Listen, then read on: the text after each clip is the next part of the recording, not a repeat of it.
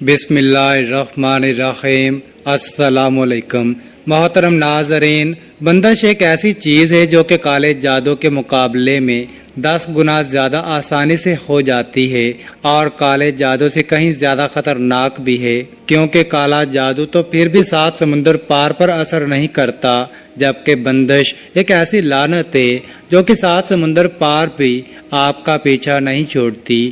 اس لیے آج کی اس چھوٹی سی ویڈیو میں آپ کو سخت سے سخت بندش کو 2 منٹ کے اندر ختم کر دینے والے صدقے کے بارے میں بتانے جا رہے ہیں۔ یہ صدقہ ہر امیر اور غریب آسانی سے دے سکتا ہے، لیکن جیسے ہی آپ اس صدقے کو اس طریقے سے دے دیتے ہیں تو سخت سے سخت بندش کا تو فوری طور پر 2 منٹ کے اندر اندر خاتمہ ہو جاتا ہے۔ پیارے بہن بھائیوں، یہ ہے کالے ماہ کا صدقہ۔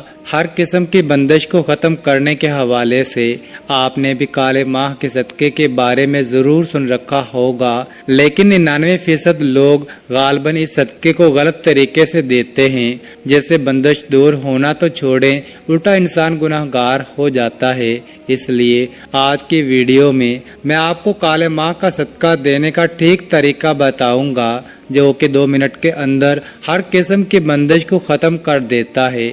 اس لیے اگر آپ کو بھی ذرا برابر بھی شک ہے کہ آپ پر کسی قسم کی کوئی بندش ہو گئی ہے تو آپ اس عمل کو ضرور کر لیں۔ کسی انسان پر بندش ہوئی ہے یا نہیں ہوئی، اس چیز کا پتہ چلانا بھی بہت آسان کام ہے۔ اگر آپ کے بھی ہر کام میں رکاوٹ آ جاتی ہے، بنتا کام بگڑ جاتا ہے، کام اچھا بھلا بن رہا ہوتا ہے، تمام چیزیں ٹھیک جا رہی ہوتی ہیں، لیکن آخر میں کوئی رکاوٹ آ جاتی ہے تو یہ ایک بندش کی نشانی ہو سکتی ہے۔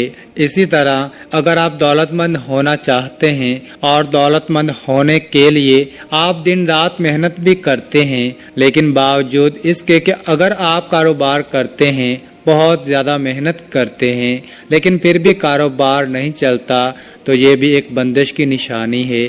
اسی طرح آپ کے مشاہدے میں بھی ایسے نوجوان ضرور آئے ہوں گے جو بہت زیادہ قابل اور پڑھے لکھے ہوتے ہیں، لیکن اعلیٰ تعلیم یافتہ ہونے کے باوجود بھی انہیں کوئی نوکری نہیں ملتی۔ اسی طرح آپ نے ایسے لڑکے اور لڑکیوں کو بھی دیکھ رکھا ہوگا جو کہ شکل و صورت میں بہت ہی زیادہ اچھے ہوتے ہیں، خوبصورت ہوتے ہیں، پڑھے لکھے بھی ہوتے ہیں، اچھے خاندان سے بھی تعلق ہوتا ہے، لیکن اس کے باوجود بھی ان کا رشتہ نہیں ہو پا رہا ہوتا یا بات بنتی بنتی بگڑ جاتی ہے، تو یہ بھی بندش کی ایک بہت بڑی نشانی ہے۔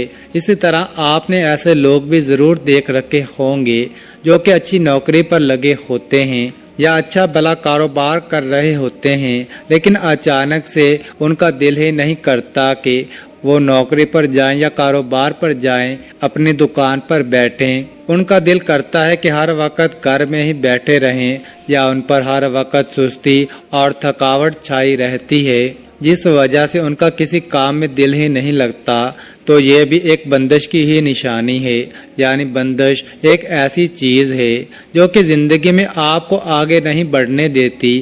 ظاہری بات ہے، بندش نام ہی زائد ہے کہ یہ آپ کو بہت پریشان کرتی ہے، آپ کی زندگی ایک جگہ پر باندھ کر رہ جاتی ہے، آپ زندگی میں آگے نہیں بڑھ پاتے، آپ کا کچھ بنتا نہیں۔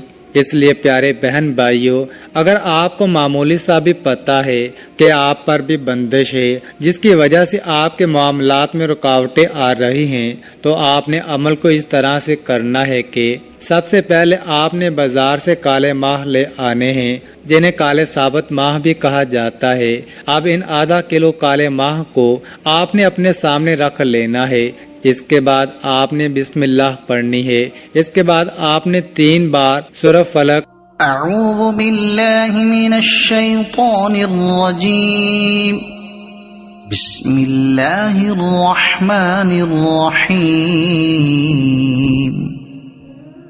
قل اعوذ برب الفلق من شر ما خلق ومن شر غاسق اذا وقب ومن شر النفاثات في العقد ومن شر حاسد اذا حسد. 3 بار ہی سورہ الناس پڑھ لینی ہے.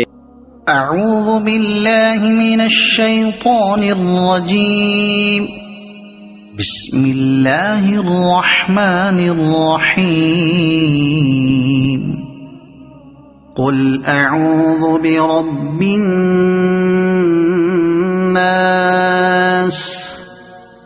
ملک الناس